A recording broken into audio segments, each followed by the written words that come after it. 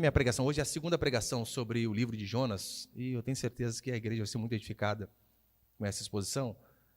Fiz a introdução semana passada, hoje a segunda mensagem chama Jonas, folclore ou verdade? Jonas capítulo 1, versículo 1 até o 3, acompanhe comigo. A palavra do Senhor veio a Jonas, filho de Amitai. Vai agora à grande cidade de Nínive e prega contra ela, porque a sua maldade subiu até mim. Jonas, porém, fugiu da presença do Senhor na direção de Tarsis. Descendo para Jope, achou um navio que ia para Tarsis, pegou a passagem, embarcou nele, a fim de ir para Tarsis, fugindo da presença do Senhor. E aí, tá bom. Fugindo da presença do Senhor. Para que você entenda melhor, Jonas, né, eu desafio primeiro você ler durante a semana na sua casa, são apenas 4 capítulos, bem curtinho, bem fácil de entender a história.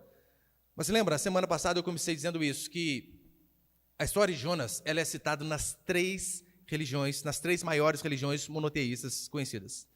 O cristianismo, Jesus o cita. O judaísmo, segundo Reis, vai citar. E o islamismo também vai citar a história de Jonas.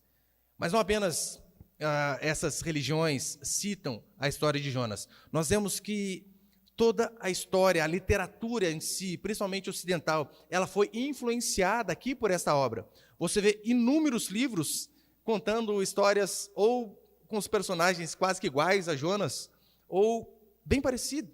Você vê, por exemplo, Moby Dick, você vê Robinson Crusoe, Irmãos Karamazov, 20 Mil Léguas Submarinas, e muito da literatura mundial foi baseado aqui, né, cita essa história aqui de Jonas.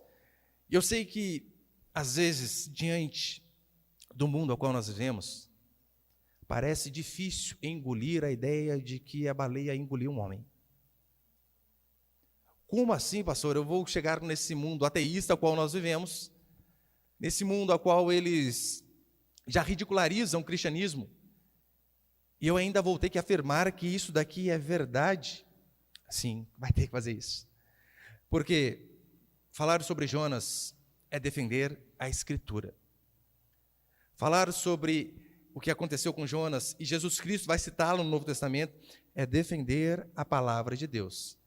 Porque se eu e você tiramos os milagres da Escritura, queridos, sobra bem pouca coisa para se falar. E lembrando, eu sei que às vezes as pessoas olham, principalmente o pessoal da teologia liberal, né? Eles dizem que o livro de Jonas é o calcanhar de Aquiles da Escritura. Porque, olha, Jonas é lenda, não tem como acreditar nesse tipo de milagre. Ora, mas quem diz que apenas o caso do homem ser engolido pela baleia é milagre? Todo o livro de Jonas é um milagre. Você vê quando Jonas, ele desobedece a Deus, se pega um navio e começa a vir uma tempestade sobre o navio, milagre. Os marinheiros tiram sorte, eu não sei se foi palitinho, se foi moedinha, não fala como. Mas um monte de gente no barco, a sorte recai sobre quem? Jonas. Ele é lançado fora do barco. Ou melhor, ele diz, né, me lancem, então as pessoas saem com ele. Logo ali já tinha um peixe à espera. Que o engole, o mantém por 3 dias. Depois o cospe exatamente onde deveria estar. Só que ele não para. Os milagres continuam. Jonas, ele prega um sermão de 5 palavras no original. Para nós seria 6, né, basicamente. Ainda 40 dias e Nínive será destruída. Apenas com essa mensagem, diz a Escritura que 120 mil pessoas se convertem. A cidade inteira. A ponto do rei passar um jejum, a ponto até dos animais jejuarem. Por conta de um sermão mal preparado, de um profeta indignado, que não queria estar naquele lugar, que pregou até com um pouquinho de ódio escorrendo ali no canto da boca. E todos se convertem. E acontece que o profeta fica furioso. Extremamente bravo por conta da tua pregação, da pregação dele ter surtido efeito. E a semana passada, né, eu passei para os irmãos, põe ali de novo a foto, por favor. O caso de James Bartley. A história deles eu expliquei semana passada, né, deste homem, um pescador, ele estava lá junto com os seus amigos pescando, eles pescavam com arpão e de repente, isso aqui é fato verídico, você pode consultar, isso aqui está lá nos anais do Almirantado Britânico. É história, isso aqui você pode conferir. Então eles estavam pegando esse cachalote, aproximadamente 25 metros, e depois de ele ser atingido por um arpão, ele bateu no barco e James Bartley cai no mar, engole. E o cachalote vem e o engole. E então, depois de 24 horas, no dia seguinte, eles conseguem pegar o cachalote, eles abrem o cachalote, e eles veem algo se movimentando dentro do bicho. E eles vão ver quem era? Nosso amigo, James. Ele estava lá, a uma temperatura mais ou menos de 40 graus, passou um calorzinho danado. Não foram 3 dias, mas de um dia para o outro, estava lá. E detalhe, ele teve alguns problemas de saúde, é verdade, né? Depois que ele saiu do cachalote, a pele dele andou soltando escamas durante algum tempo, mas ainda assim, depois deste evento, ele sobreviveu 18 anos para contar a história.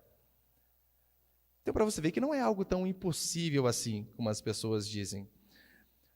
Só que, infelizmente, o livro de Jonas, ele tem tido foco desviado, porque quando você ouve falar de Jonas, a primeira coisa que vem à sua cabeça é o peixe grande, é a baleia, é o Jonas, o profeta fujão, sendo que o foco do livro, o objetivo principal, para ser redundante, não é sobre o grande peixe, mas é sobre um grande Deus. O Deus que pode todas as coisas, o Deus que pune o homem, você vai ver aqui na Escritura, mas o Deus que é extremamente misericordioso. Se Jonas ter sido engolido pela baleia é uma lenda, meu irmão, o Novo Testamento é uma lenda, porque Jesus Cristo cita como fato. E então você vai ver em Mateus 12, Jesus Cristo mentindo. E se Jesus Cristo mentiu, ele pecou. Se Jesus Cristo pecou, não há salvação para ninguém. Então, ou você encara que Jonas, de fato, passou esses 3 dias no ventre do peixe, ou, meu irmão, se você acha que ele é um mito, Jesus Cristo também é um mito, ele é um farsante. Portanto, negar a historicidade de Jonas é negar a Jesus Cristo e a própria Escritura. E Jonas, ele não é apenas uma história de um peixe que engoliu um homem.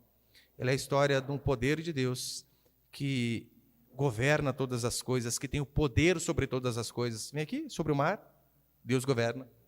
Os animais é Deus que governa. A tempestade é Deus que governa. A vontade do homem. Ai, pastor, eu tenho livre-arbítrio. Pergunta para Jonas se ele teve. Eu posso fazer o que eu quiser da minha vida. Não, você pode fazer o que Deus quiser. Isso aí você podemos fazer. Eu quero passar, então, mais 3 princípios aqui essa noite. Põe ali, por favor, meu irmão.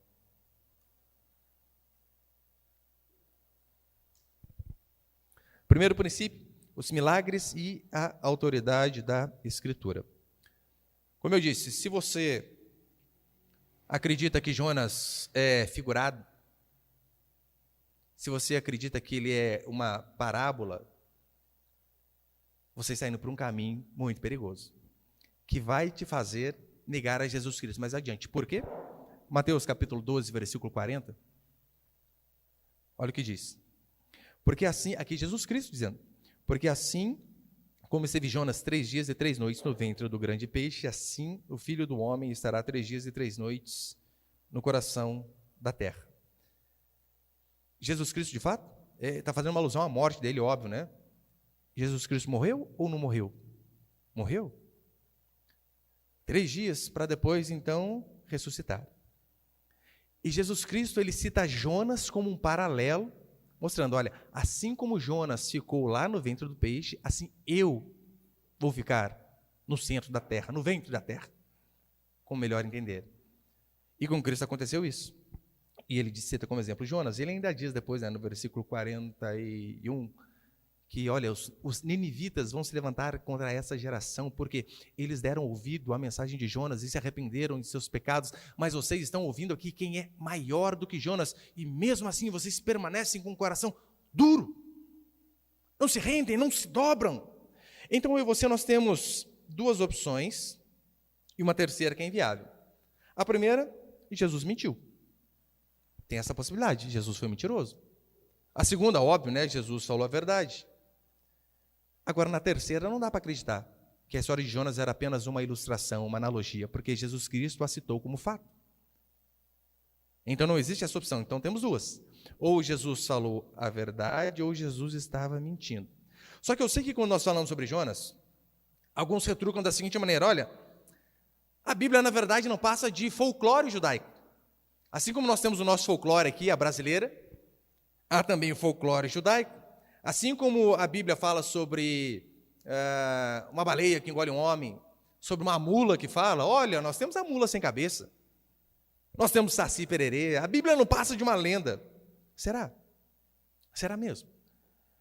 Quando você for indagado por pessoas que não são cristãs a respeito dessa história, ou de tantos outros fatos, de tantos outros milagres que nós vemos na Escritura, você tem que estar preparado como Pedro. Olha o que Pedro diz, que nós devemos estar prontos para dar razão da esperança que há em nós.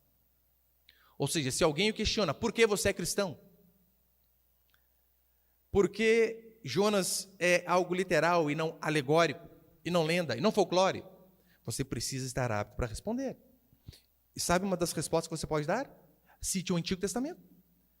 Diga, olha, você está dizendo para mim aí que Jonas é lenda, né? Mas não só Jonas, nós vemos no Antigo Testamento inúmeras, centenas, milhares de profecias se cumprindo. No Antigo Testamento, cerca ali de 2.000 profecias a respeito de coisas que aconteceriam e coisas que de fato aconteceram. E com uma riqueza de detalhes absurda. Foi profetizado sobre o cativeiro. Olha, o povo de Deus vai ser escravo durante 70 anos. Nem a mais e nem a menos. E assim foi. Nós vemos profecias onde homens de Deus eram levantados pelo Senhor, onde eles citavam o nome de homens e diziam o estilo de governo, as ações que eles levariam. Por exemplo, o rei Ciro. Esse vai reconstruir Israel. E a Bíblia diz que de fato assim acontece. Então que história é essa que a Bíblia é um livro de fábula? Se você vai para o Novo Testamento, apenas em Jesus Cristo, há cerca de 300 profecias falando a respeito dele, e cada uma dessas profecias sendo cumpridas cabalmente. Lembra onde ele nasceria? Antes dele nascer, já estava lá profetizado. Miqueias diz assim, e tu, Belém Efratas, pequena demais para figurar entre as grandes de Israel. De ti haverá de sair aquele que julgará as nações. Ou seja, antes dele nascer, ele disse, Belém. Tem um lugar específico. Só que os críticos podem argumentar da seguinte maneira, pastor, mas calma aí. José e Maria podem ser espertos, sabendo disso, opa, deram uma mudadinha rapidinho quando o menino tivesse para nascer. Vamos para lá. Tem essa possibilidade? Vamos considerá-la que sim, claro. Mas a Bíblia não diz apenas onde ele nasceria. Diz onde ele moraria. Galileia, seria chamado de Galileu. Como ele viveria. Vai mais. Como ele morreria. Porque até então você pode dizer assim, olha, Jesus Cristo pode ser um charlatão. Seu pai o ensinou a mentir. Seu pai talvez disse lá atrás para ele, olha, eu estou falando para todo mundo que você é o Messias. Então, depois que eu morrer, você continua fazendo as coisas. Leia a Escritura e faça o que a Bíblia diz, daí as pessoas vão achar que você é o Messias. Mude para Galileia, faça isso, isso, aquilo. Mas veja, lembra aquela profecia que diz a respeito de Jesus Cristo de que nenhum de seus ossos seriam quebrados? Qual o poder Jesus Cristo teve sobre essa situação? Lembrando, ele está crucificado, 2 ladrões, um à sua direita e um à sua esquerda. E então, uma forma de se abreviar a morte era quebrando os joelhos ali para que o peso da pessoa fosse para baixo, assim ela tivesse mais dificuldade de respirar e morresse mais rapidamente. Você lembra o que aconteceu com Jesus Cristo? Diz a Escritura que ele louva a Deus, entrega o seu espírito e morre. Aí então aqueles homens vêm sabendo que o sábado está chegando, quebram os joelhos de um ladrão, quebram o do outro. Quando eles chegam em Jesus Cristo para fazer a mesma coisa, o que eles dizem? Já está morto. Aí então você vê os evangelhos dizendo assim, para que se cumprisse o que havia sido escrito pelo profeta, o que havia sido dito pelo profeta. Aí então aquele homem vai para confirmar e dá uma furada no lado ali, sai água e sai sangue. E mais uma vez a Escritura diz, para que se cumprisse o que havia sido dito pelo profeta. Qual o controle Jesus Cristo tinha a respeito disso? De depois da morte, né? Fala assim, olha, eu vou morrer daqui a pouco aí, não quebra nada não, senão o pessoal não vai acreditar em mim. Ele já morreu como herege. Centenas e centenas de profecias. Portanto, pode ter certeza, os milagres e a autoridade da Escritura apenas comprovam que Jesus Cristo, ele foi um personagem histórico, mas também foi Deus. E Jonas faz parte da narrativa bíblica que corrobora com tudo aquilo que Deus fez desde o princípio. Mas segundo, põe aí, por favor. Segundo princípio, você não vê em folclores nenhum ponto histórico. Como assim você não vê em folclore nenhum ponto histórico? Eu poderia citar aqui, né, Homero, a mitologia grega, que eu particularmente gosto bastante. Mas você sabe, né, os seres mitológicos ali, Zeus, Olimpo, essas coisas estavam apenas na cabeça de Homero. Sabemos que isso não é verdade. Mas eu vou citar um folclore mais fácil da gente entender. Vou fazer uma equivalência com Sítio Pica-Pau Amarelo. Fica mais fácil de entender. É do ladinho aqui, literalmente, Monteiro Lobato.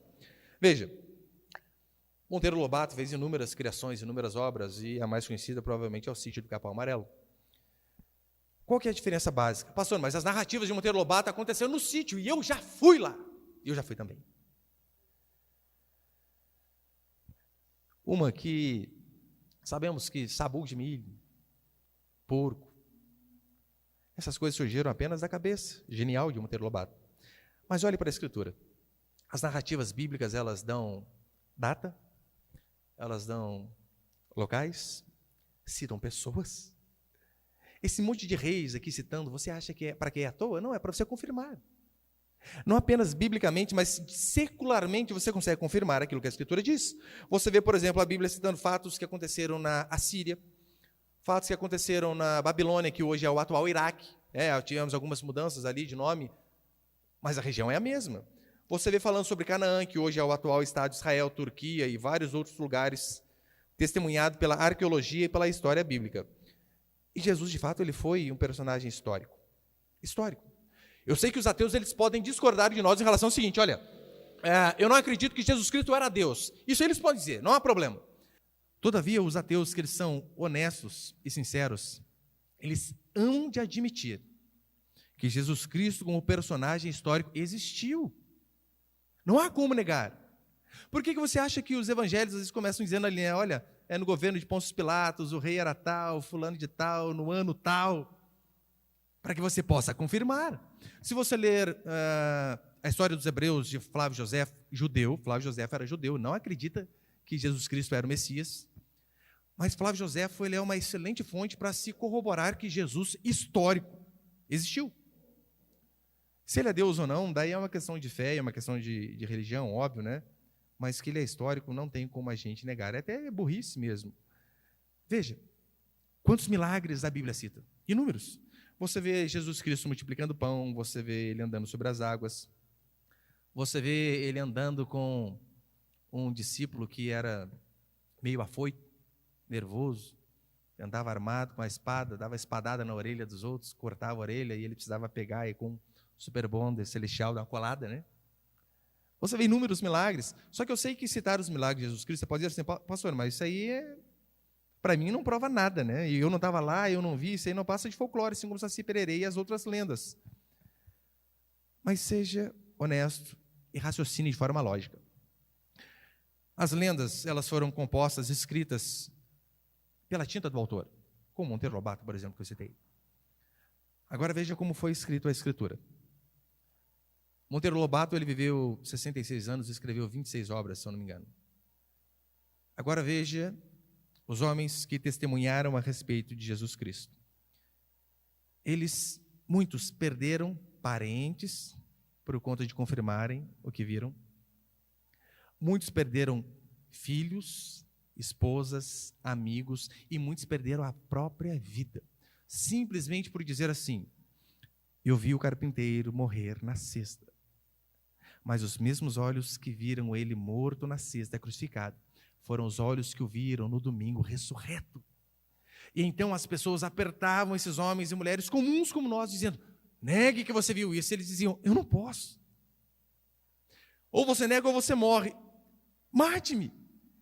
Mas eu não posso negar aquilo que meus olhos viram. Só que você pode ainda argumentar, as pessoas podem argumentar da seguinte maneira, pastor, mas calma aí, pessoas mentem. Isso é verdade, mentem. Pessoas até morrem por conta de mentira. E pode acontecer? Pode. Por exemplo, os muçulmanos, eu acredito que eles morrem por conta de uma mentira. Mas de uma mentira que foi contada a eles. E eles então preservam essa mentira. De que Maomé teve uma visão na cúpula da rocha, sozinho e por aí vai. Agora veja o caso dos discípulos. Eles teriam inventado essa mentira. Via de regra, as pessoas mentem basicamente por dois motivos. Primeiro, para ganhar algo. Para se sobressair em relação ao emprego, a uma entrevista, receber alguma coisa em troca. E o segundo motivo seria para se ver livre de punição. Não é isso que às vezes filhos fazem? Você está vendo fazer uma coisa errada. O que aconteceu? Não fui eu. Não fui eu. Não fui eu. Pessoas mentem em tribunais para que a pena seja menor. Agora, o que esses discípulos ganharam com uma mentira que eles inventaram? Você já parou para pensar? Se fosse realmente uma mentira, não, vamos fazer um conluio nós aqui, jura por tudo que é mais sagrado, a gente tem que jurar de pé junto que Jesus Cristo ressuscitou. Então eles decidem fazer isso. A primeira perseguição que tem, vem os soldados romanos e põem uma espada no pescoço ali, dizendo assim, nega Jesus ou morre. Meu irmão, se fosse uma mentira, eles seriam os primeiros a dizer, nunca vi esse Jesus Cristo. Agora, o que eles ganharam? Se eles inventaram essa mentira, só tiveram prejuízo. Perderam a própria vida. Ou seja, isso é mais um indício de que eles estavam falando a verdade. Estavam falando a verdade. Veja, Paulo, Pedro, os mártires da igreja, gente, muitos eram queimados vivos, decepados, decapitados, apanhavam em praça pública, por conta de uma mentira que eles mesmos inventaram? Impossível. Agora, se alguém entregar a sua vida por conta de uma lenda, darei a minha vida em prol de Marquês de Rabicó. Daí a gente começa a comparar a Escritura com a Bíblia, né? Eu nunca vi ninguém dizendo que vai morrer por conta da Narizinho, do Pedrinho. Não, de forma nenhuma. Você não vê pessoas dizendo isso. Por quê? Porque lendas são lendas. A verdade é a verdade. E terceiro e último para encerrar. Folclore não muda a vida de ninguém. Eu desconheço, se você conhecer, você pode falar comigo depois do culto. Eu desconheço alguém que diz assim, depois que eu comecei a ler as obras de Monteiro Lobato, depois que eu li as aventuras de Pedrinho, a minha vida nunca mais foi a mesma. O meu casamento foi mudado quando eu entendi qual era o papel da Cuca. A minha vida foi transformada a partir do momento que eu comecei a ser tagarela e falar como Emília. Minha vida foi diferente.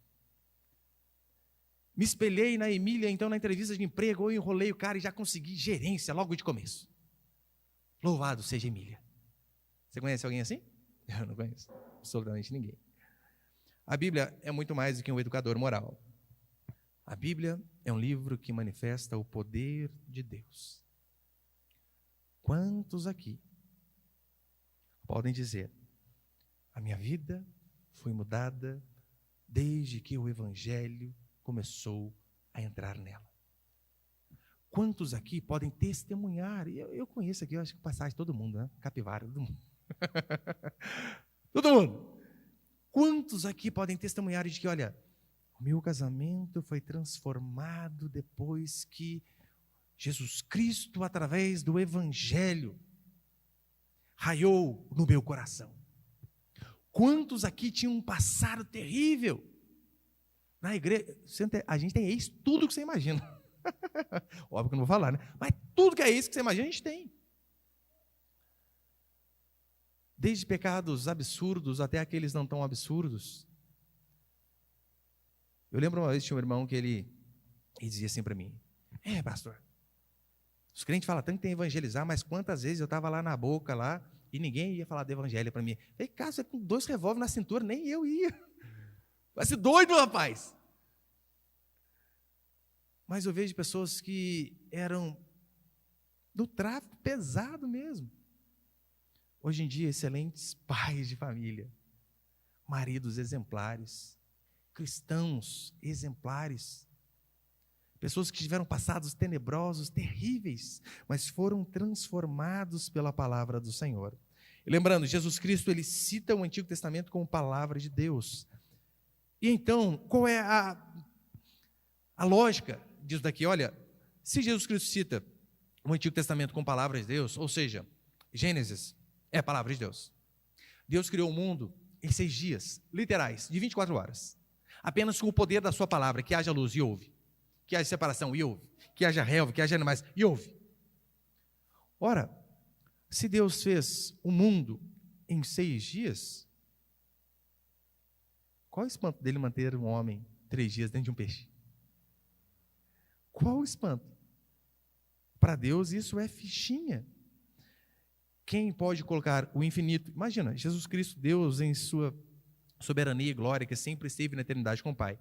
Aí então Deus consegue pegar o infinito, seu filho, e comprimi-lo dentro do ventre de uma mulher. Por 9 meses.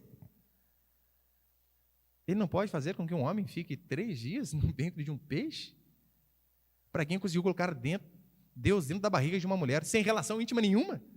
Ora, a história de Jonas fica fichinha. Conta-se que uma vez, Joãozinho, menininho, era crente de verdade, igual aquela menininha que eu coloquei não sei se você viu no meu Instagram lá, né? O professor ensinando ela a rebolar, rebola, sei que ela, minha mãe não deixa, eu sou crente. Joãozinho, ele era crente de verdade. O pai dele ensinava a Bíblia constantemente para ele. E então, a professora, sabendo disso, quis dar um aperto ali no Joãozinho, né? Professora ateia, para variar, né? Então, disse assim, ô Joãozinho, conta para a sala aqui, que história é essa aí? Ninguém acredita. Como assim? Você está dizendo que um peixe engoliu um homem, ficou 3 dias na barriga e depois saiu andando normal, falando. Conta aí, Joãozinho, a sala quer dar risada. Joãozinho, esperto, sabendo tudo que o pai ensinava, dizia assim, ô professora, se na Bíblia do meu pai estivesse escrito que o homem engoliu a baleia, eu ia acreditar. Porque tudo que meu pai mostra é verdade, assim acontece. Por que eu vou desconfiar disso? Não temos o porquê. Como eu disse na última semana, o livro de Jonas, ele começa com Deus falando. Ele termina com Deus falando. E em todo o livro nós vemos Deus agindo. Não é apenas uma história para você contar para o seu filho como algo figurado. Você precisa ensinar e aprender que isto é a mais verdadeira palavra de Deus. Lembrando, o peixe, ele foi, de certa forma, um livramento para Jonas, concorda comigo? Ia morrer afogado no alto mar. Foi Deus se livrando do seu servo? Foi. Mas também foi Deus punindo o seu servo, por conta de sua rebeldia. 3 dias no ventre de um peixe, suco gástrico, 40 graus de temperatura. Meu irmão, Jonas soube passar um inferninho na vida dele, viu? Soube passar. Então, lembrando que em Números 32, 23, vai dizer assim, pecando contra o Senhor, o vosso pecado há de vos achar.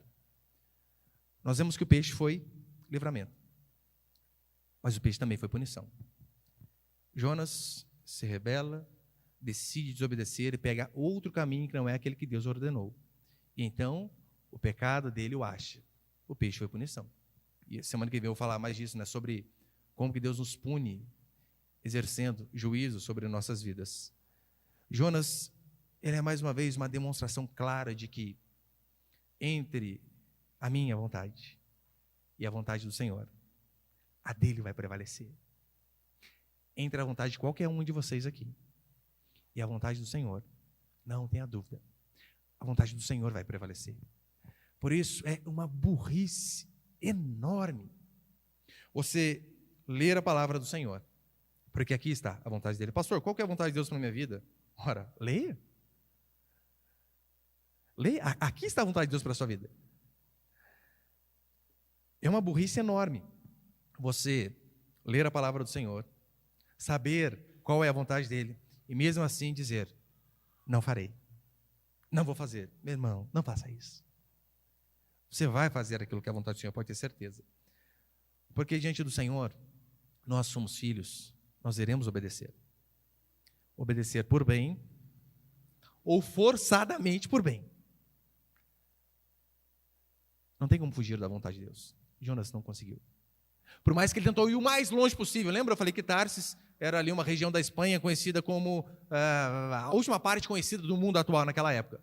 Ou seja, Deus manda ele para Nínive, ele pega o caminho oposto e vai para o fim do mundo, e esconder de Deus. Você esqueceu do salmo que diz que os olhos do Senhor passam por toda a terra? Apenas esse detalhe. O pecado de Jonas o acha. Deus manda um peixe e faz com que a vontade do Senhor prevaleça.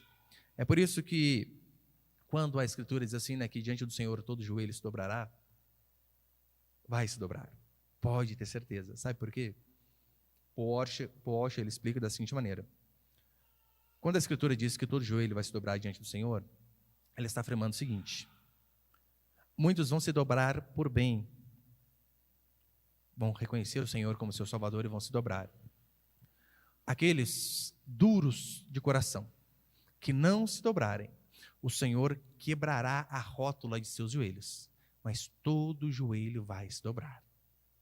No inferno, aqueles que forem condenados, lá no inferno, eles dobrarão o joelho e irão dizer: louvado seja o Senhor, que fez os céus e a terra. Nos céus nós iremos dizer, mas até aqueles que estão no inferno terão que dizer: só há um Deus. Mas também, não apenas um livro que demonstra o juízo de Deus sobre o homem desobediente.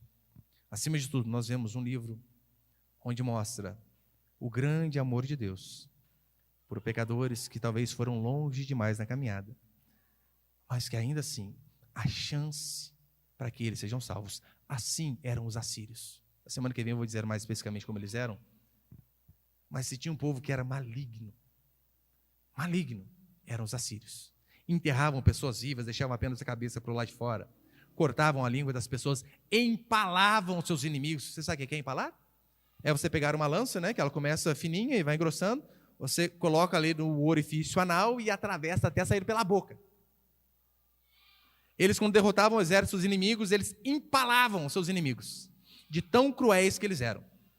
E ainda assim, esse povo rebelde, Deus decide ter misericórdia deles, para mostrar que Deus, de fato, é um Deus de graça e misericórdia, e salva até os pecadores mais imundos. O exemplo disso, nós que estamos aqui. O Senhor teve graça e misericórdia de nós. Amém, queridos?